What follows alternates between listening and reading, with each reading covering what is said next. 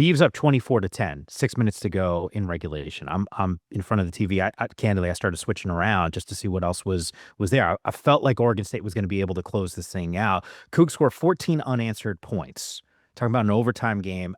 It feels like whatever can go wrong this season is going wrong. I mean, we got to talk about mid-90s. Last time Nigel, this team was 0-5. What are you seeing on the football field that explains these types of results? And it's one thing early when it's blatant, when it's special teams, and I know that was a factor in this one, but God, you got to lead, man. Like late, like I thought the defense would be able to close. Yeah, unfortunately, I think the guys on the field took the same approach you did. They changed the channel. I mean, I think they changed the channel too. I think, a couple things. One, unfortunately, when you're talking to a defense and you're up 24-10, you got the ball back. I think there was an element, and sometimes with a young team, young players, they kind of have okay, we did our job. The offense is going to close it out, and when it doesn't happen, they're like, wait, and they don't know how to reset. I think with a young team, you really have to talk to them and be like, listen, what they do over there is irrelevant to you. So let's not worry about that. And I'm not sure that happened because they really, it looked like that's the way they went. And then I think offensively, they got super conservative. Coach and I always talk about our favorite play. Coach, what's our favorite play on offense? Run that boot, baby, bootleg. The naked booty play. The naked booty play is our favorite. And if you run it on 3rd down and 8, it does not work. So when you're running the ball inside zone, 1st down, 2nd down, and now you're getting yourself in 3rd and long, it's like, I want to see that on 1st down. I want to see it after a big run.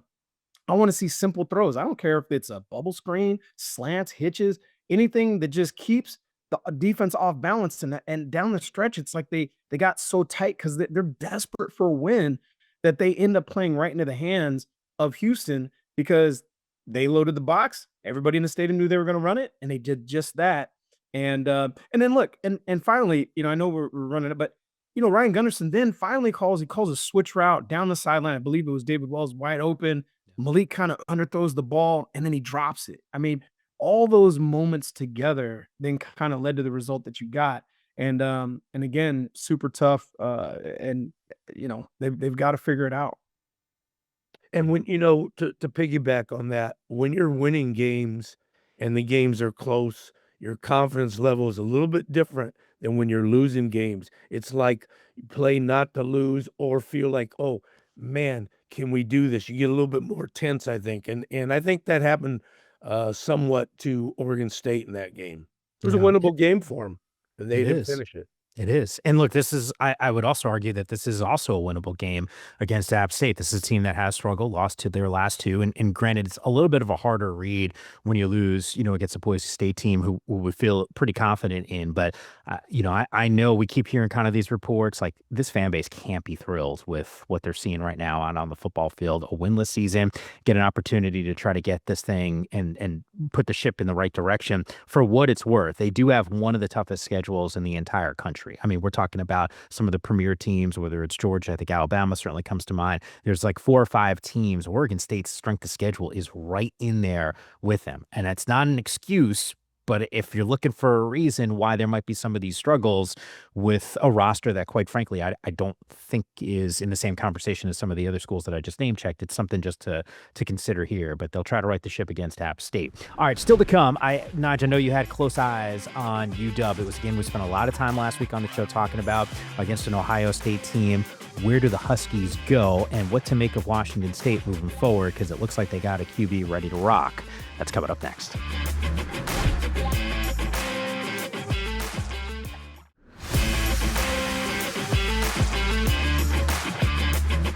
I do want to celebrate this team because there's been moments this season where you watch and you go, oh, this might be a rough year for them. It feels like Coach Aliotti that now with Zevi sort of like under center, things are sort of stabilized. Got an opportunity heading into a bye week, just feeling confident with another win. Now they got Ole Miss that's looming, and I think that might be an uphill battle for them. But what do you make of this change now that QB1 seems to be solidified?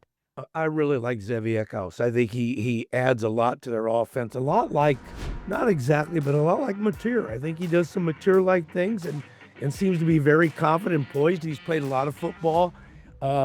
It's funny, when I watch Washington State, there's something about them that they look more organized and together as a total team at this point in the season, and not because of wins and losses, because they've lost some games. They've lost one really bad. But at times, when I watch them, they just seem more together, more confident, particularly in what they're doing defensively.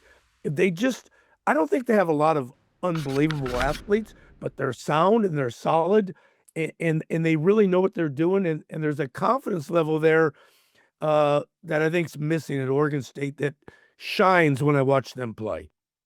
Yeah, coach, I agree. And I think, this Colorado State team went to Seattle and put some points on that Husky defense that was pretty stout against Ohio State, fourth down stops in the goal line and all that kind of stuff. Washington State held Colorado State to 3 points at home in Fort Collins. And then they finally showed up, Mike. The run game finally showed up. I mean, Wazoo averaged almost 5 yards a carry. If they get that formula going throughout the rest of the season, we're going to watch out for this team down the road because they want to run the ball. They were able to run the ball. That balance, let Zevi kind of do his thing. And if that is the formula that they want on the Palouse. Yeah. Next week, more on the matchup against Ole Miss with you guys, as you guys will be able to dissect and take a closer look at that game. All right, welcome back to Northwest Football Preview. This is my favorite time of the show, when you can see the headshots and the gear and a graphic that has Coach Aliotti making a run this week. Now, if you're a little confused, because, Nick, you were down for a fair amount, we have like a little side bet with you and Nige, who may or may not have agreed to this, but we're going with it anyway. If Washington had won last week, Nige would have picked up 2 points, right? If Oregon won, you got 2 points. They, in fact, did win. So right now, 8-9, and Nige, you're 8-8. By the way, not only did I ask for 2 points, I didn't even co-sign this whole thing, but it's fine. It's fine. Well, we're confident. Let's go. Okay. Yam. I'm confident this week. Let's do it. Well, It I'll adds let to the drama. Exactly. We're trying to increase the drama tenfold here. Is win number 1, 1.5 point line, and it's not the Beavs who are favored here. Coach, do they pull off a win? Oregon State wins. Yeah. Oregon State, it's time. They've been close. They should be a better football team. I'm basing it off the Boise State, App State game of last week. I think the Beavs get it together and get the victory. Cover. Cosign, coach. Cosign. Same love thing. I think Beavs get the first dub.